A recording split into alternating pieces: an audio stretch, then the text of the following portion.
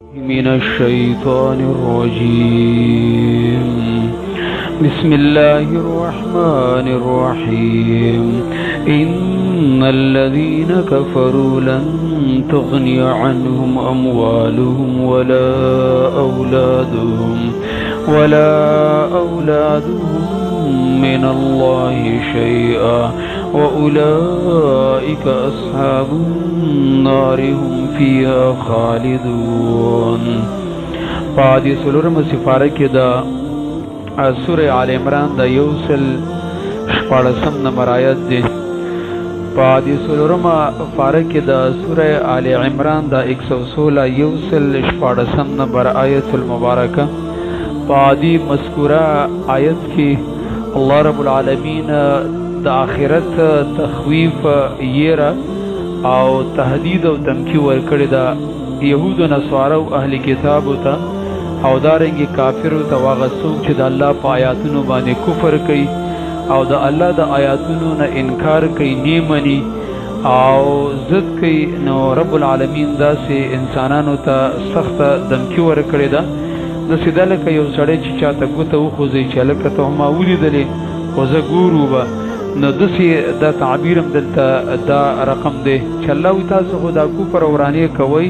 خو زه یې به کوم خوا او په دې الله مراتګ دی. اصل کې د دې یهودو نصارو د اهل کتابو سره مالداري ډېره زیاته و، مالدارو او د عربو نه مالونه ګټلي وو، نو دوی په دې خپله مالدارۍ باندې ډېر ناز کو او مسلمانان د دې بالمقابل کې د مادیاتو په اعتبار باندې کمزوري صحابه او هغه زمانه کې نبی صلی الله علیه وسلم نو دی وجه ندی ځکه د حق ته نه تسلیمېدل او ایمان یې نه راوړو، په اسلام کې نه داخلېدو. دارنګې د مخکې آیاتونو کې ویلې چې دا یهود و نصارا چې دي نو دوی ذلیله دي، دوی به په ذلت او د الله په غضب او سخط باندې به ګرفتاره وختئ. نو سوال دا راغلی چې دې زمانه کې خو موږ ګورو د یورپ والا یهود و نصارا امریکانیان او دارنګې چینایان او روسیان خو د دنیا په اعتبار باندې ډېر مخکې دي، ډېر مالداره دي، د هغوی ملکونه د هغوی سړکونه او روډونه او ډېره ټکنالوژي سره ده او ډېره ترقۍ او شتمنۍ او خوشحالۍ کې دي، او مسلمانان چې دي نو دا خو په ظاهره کې کمزوري دي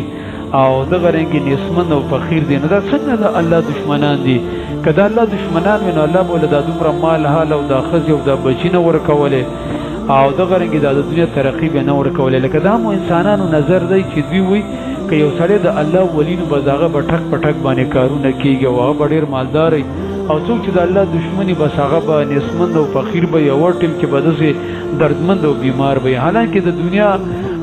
نظام چې دی نو دا بدل دی. غالبا د الله قانون دا دی چې څومره د الله اولیاء وي د الله سبحانه وتعالی ته نږدې خلک یو محبوب وي نو رب العالمین هغوی له چې کوم دی دردونه ډېر ورکوي. دې وجه نه حدیث کې راغلی دي اشد البلاء علی الانبیاء ثم الامثل فالامثل. ډېر امتحانات چې دي په انبیاو باندې راغلي، بیا چې هغوی ته په ایمان کې څومره څوک ورته و قریب وي. حدیث کې راغلی دي د مؤمن بنده مثال چې دی د غشین تیغ په شانتې دی چې هغه د اوبو په غاړه باندې ولاړ وي، نو چې مصیبت پرې راشي داسې راسملی لکه هوا چې په هغې باندې راشي معمولي غوندې راسملی، بیا چې نیغ شي د بل طرف نه پرې د هوا یو جونکه راشي. دغه رنګې مؤمن مسلمان چې دی د یو مصیبت نه لا خلاص شوی نه چې بل پرې راشي، لا سیلابونه او دغه رنګې تندرونه ختم نه شي چې زلزلې پرې راولي، لا یو مصیبت نه سر پورته کړي چې بل پرې راولي. دا د الله سبحانه وتعالی ضابطه ده په مؤمنانو باندې داسې راولي. موسی علیه السلام یو ځل الله ته وویل چې یا الله دا مؤمنان خو ستا اولیاء دي، دا ته ولې دوی سې په عذابې او په دنیا کې ورله تکلیف ورکې؟ نو الله ورته حالت منکشف کړو د یو ادنا مؤمن په آخرت کې چې هغه له کومه جنت او بادشاهي تیاره کړې ده. نو هغه ویلې چې یا الله دا خو سره ته اوس هم ډېره ښېګړه کې زه یم که د دوی دا دواړه لاسونه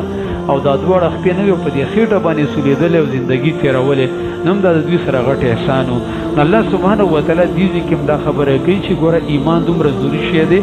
چې که ایمان د سړي سره ورسره وي اگر که دی په خېټه باندې وږی دی په بدن باندې دی چې کوم دی بربند دی د ده سره هېڅ هم نشته، بېګار هم درک نه لګېږي، خو دا کامیاب دی د انجام او د عاقبت په اعتبار. آخرت کې دی اخلاص دی او بچ دی د اور نه ته ګوره ایمان دومره ضروري شی دی او دومره مهم شی دی. دې بالمقابل کې دا کفر دومره ضرري او مهلک شی دی که د یو سړي سره هر څومره مال حالي او څومره حکومت او بادشاهي پاور او طاقت وي نو دا سړی د کفر سره چې کوم دی ناکامه دی. فرعون د دنیا نه ناکامه تللی، قارون او حامان د دا ناکامه تللی دي سره د ډېرې مالدارۍ نه. سهار نه به چې کوم دی دا کافر به او دا امریکایان به ورته رواني که دا خاتمه په کفر باندې وشوله د دې بچو سره د دې مال حال سره به کور ته رواني. یو سړی چې دی نو هغه ټول عمر چې کوم دی په مزو کې تېره کړله او د مرګ سره سم د چې کوم دی ورته ورلې نو په داسې مزو باندې سړی څه کوي. د دې داسې مثال دی لکه یو سړي چې کوم دی ډېره زمانه په نعمتونو کې تېره کړې د دې سره غاښ درد راشي یا د غوږ درد پرې راشي، یوه شپه چې په هغه باندې کم تکلیف تېر شي هغه ټولې مزې تېر شي. نو دلته هم دغه حالت دی. الله دا خبره ذکر کړې ان الذين كفروا يقينا کسان چې هغوی کفر کړی دی لن تغني عنهم اموالهم هیڅ چرې به دفع نه کړي د دوی نه د دوی مالونه ولا اولادهم نه د دوی اولاد من الله شیئا د الله تعالی د عذاب په مقابل کې هیڅ څیز دا یو شی به مولا فایده ورنه کی اغنا ویل کیږي د پکول وتا یعنی د الله د عذاب په مقابل کې هیڅ مولا چې کوم د فایده نشي ورکول. دا واقعي خبره ده. الله چې کنه عذاب راولي مونږ او تاسو وکړل دا مضبوط کورونه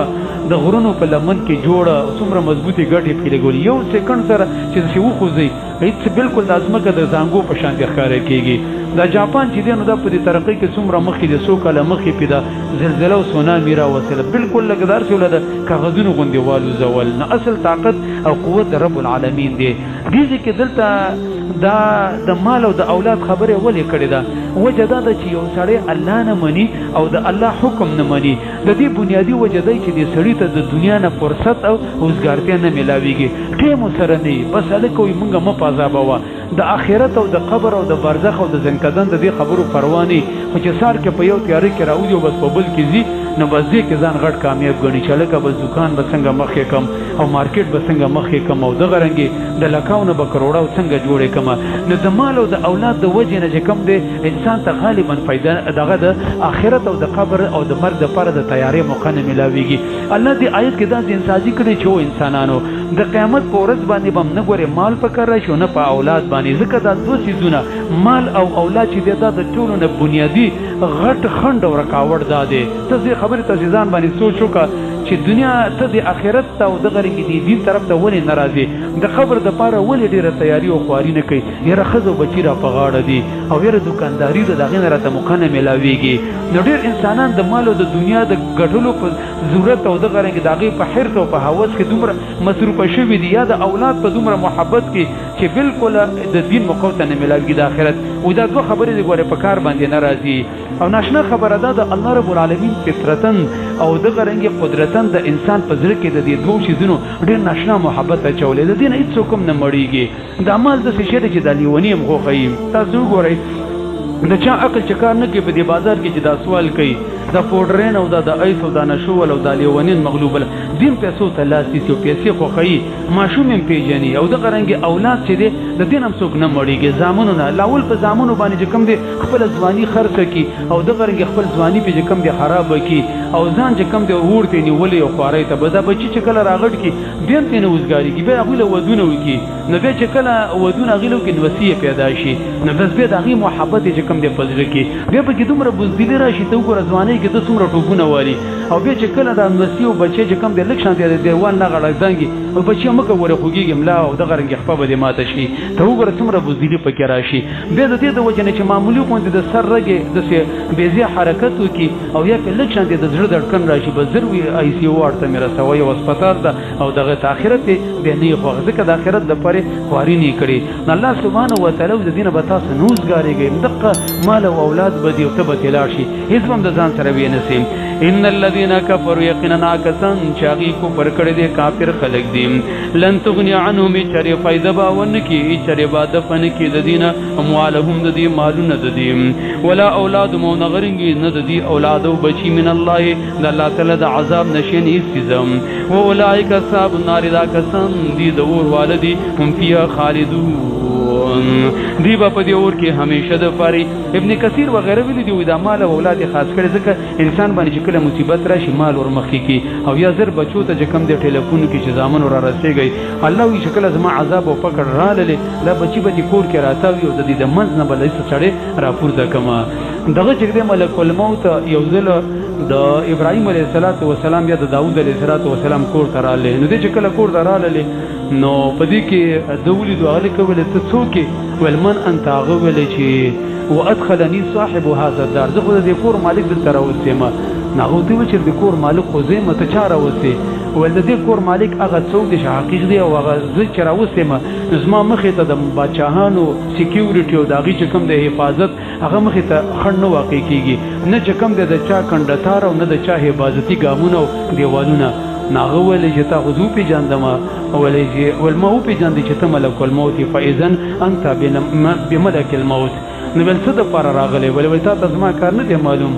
نو هغه دا دی چې زه کله راشم نو مطلب دا انسان د خپلوانو په دې منځ کې پروتي او زه تیس سره پورته کوم دا زامنو ته ولاړی د خپل خپلوانو ته ولاړی د ډاکټرانو پوره ټیم ته ولاړی او یې څنګه سړی را پورته کما نو مقصد د آیت کې دا دی چې الله سبحانه و تعالی وی ګوره د آخرت غم او فکر وکړي دا ارڅنه ته پاتې کیږي او مرګ سره روان دی الله سبحانه و تعالی دی موږ تاسو دې خبرو په باره کې سنجیده وګرځي او رب العالمین دې موږ تاسو دې خپل کتاب عاملین او حاملین وګرځي